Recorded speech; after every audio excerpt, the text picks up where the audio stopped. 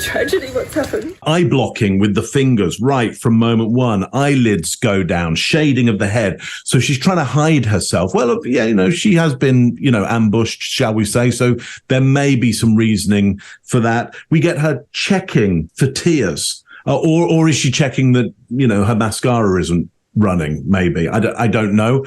But whatever it is, there's an obsession with how she might look or what the physical appearance is doing around the eyes. That I wouldn't expect to see for somebody who's in a devastated state. When you're devastated, you're not too worried about the impression that you're making. She says, I'm so devastated. I didn't have. My mum passed away. Good and kind to me. Anything wrong to me. My own children. So there's a huge focus in her language. The ego meter, shall we say, has moved to the I, to the me, not to they, them, their. It's all I, me, mine. Well, that's unusual, I would say, not what I would expect for somebody who is truly devastated. So I'm already cautious around what's going on here. Certainly excited to see more. Take your time. Gail was the mum that I didn't have because my mum passed away 4 years ago. If you've taken the True Crime Workshop, you'll know exactly what you're seeing here. This woman is insulating herself from these people by crying so much that she can't even talk. She can't even engage with them because she's so emotionally distraught here. So the more questions they ask, the further away she gets, and they can't get to her. The fake cry is pretty bad. And when somebody's crying for real, they make these almost guttural sounds from the diaphragm. And that's not what we're hearing here. There's nothing, erupting from the diaphragm. It's all chest stuff. It's all coming from the chest. The breathing is under control. There's none of that deep gasping that you hear a lot of times when someone's been crying real hard or they're feeling true grief, as she would be in this situation, I would assume. Especially this, it's not very long afterwards that this happened that she's being asked these questions, that she got ambushed at the house.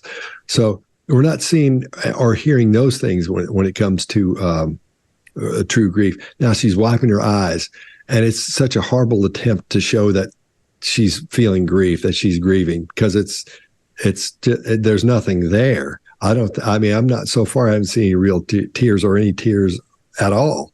And we're not seeing that frontalis engagement like we should have. No quote unquote grief muscle, nothing happening in there. It's minimal to zero. Again, no deep breaths. They're all just these quick little things from the chest. And when she said, the guy asked, "Can you tell us about the meal you cooked?" Can you tell us about the meal that you cooked? I'm so devastated by what's happened. She doesn't even get near it. She doesn't say anything about it. She starts talking about how it's a tragedy what happened, and then it would talk about her children and her friends and everything. Everything but what she was going to feed them. She talks about how it was her grandmother. Apparently, she's divorced, and these are her ex-in-laws. Now, my wife's a PI, and she's also a mushroom expert. So when this came up, she's like, first time she said, "You all doing this?" I said, "I'm sure we will be." And she went on to explain the mushroom, which is called the death cap, that this woman that she accidentally put in their food. And what did they make, Mark? Yeah. What did she make?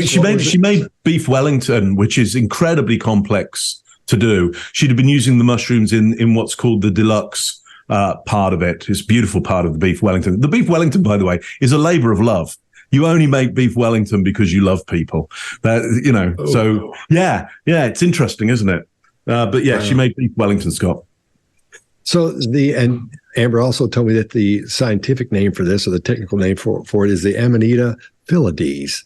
I think I'm pronouncing that right. She said, "What's your pronunciation?" Because mushroom people will get on you. So I don't know if I'm saying it correctly or not, but I think that's what she pronounced it, or said to pronounce it. It might be Amanita. I'm not sure. So anyway, if mushroom people give me a break. I don't know. I'm not into the whole thing. I don't know how to pronounce all those.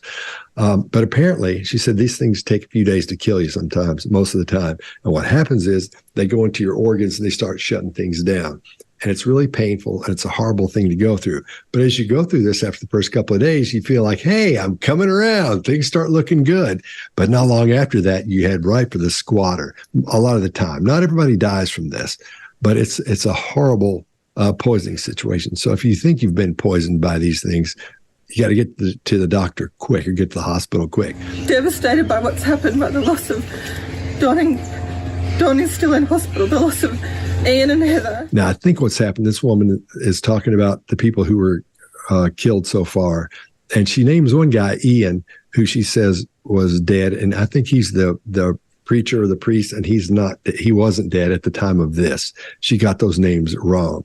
So I think if I were her, I'd pretty much know who was alive or who wasn't alive.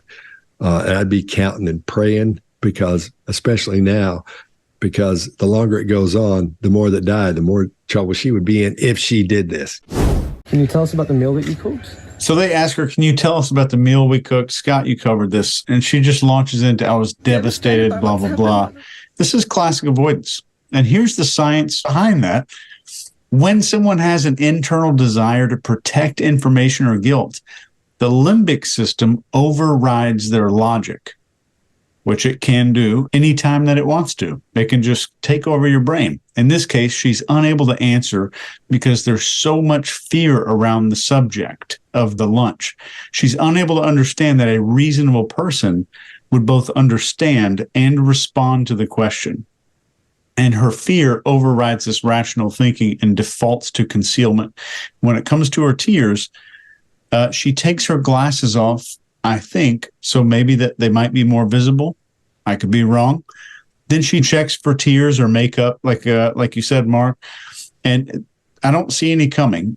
But then she's nodding while she's saying the victims' names.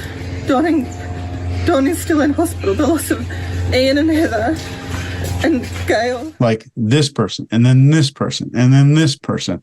Like you're trying to, when you're a kid, trying to recite the alphabet. This is the behavior of somebody trying hard to remember a list. Like when I was taking final exams in like radiology, and I'd be in my head going like pica, posterior, inferior, cerebellar, artery, and like trying to do this, I'd be nodding my head during the exam. That's the same thing we're seeing here. The most giant red flag of all to me is they've never done anything wrong to me. Never did anything wrong to me. Which in her mind might mean if they had done something wrong, then I would maybe do something. So this is all our opinion, though. When I heard this come out, I got a cold chill this morning. I could spend an hour on this clip here and not cover everything. I think all of us could. And this one's going down in the history books. There's so many clusters here.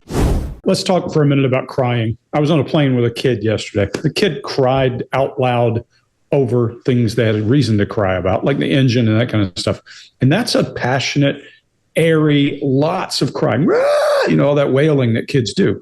The minute it became a manipulative cry, the cadence changed, and there's no more broken breathing that went with it. So people use crying in some ways. If you're crying out of emotion, there's often rapid heartbeat, lots of respiration, and it's a broken kind of a sound. That's when it is caused by crying. That broken voice is caused that way. When the fracture in the voice isn't crying, but it's trying to control emotion, then it comes in waves. You try to control, it loosens up, and it comes in waves.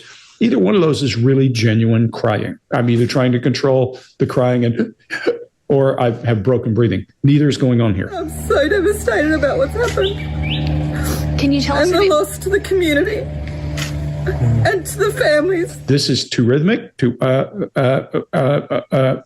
it almost sounds, Scott, like you're loping that you usually talk about, like it's intended. There's no attempt. A couple of things just to point out. The tear check looks like she's lost passion for the cry and she's doing something. There is no sorrow in her brow tips. None. No grief. We talk about the grief muscle, but there's no sorrow in her brow tips. Sorrow is a different thing. That's why we don't believe her. Now, let's also say we can't tell intent. Even if she did, in fact, poison these people, which it appears she did, Was it intentional? We can't tell that by watching body language. We can only say, I don't see sorrow. I don't see this. I don't see that. And that's what we're going to have to go with, because this is all going to be our opinions of what we're seeing based on how this woman is interacting in a 4-minute video.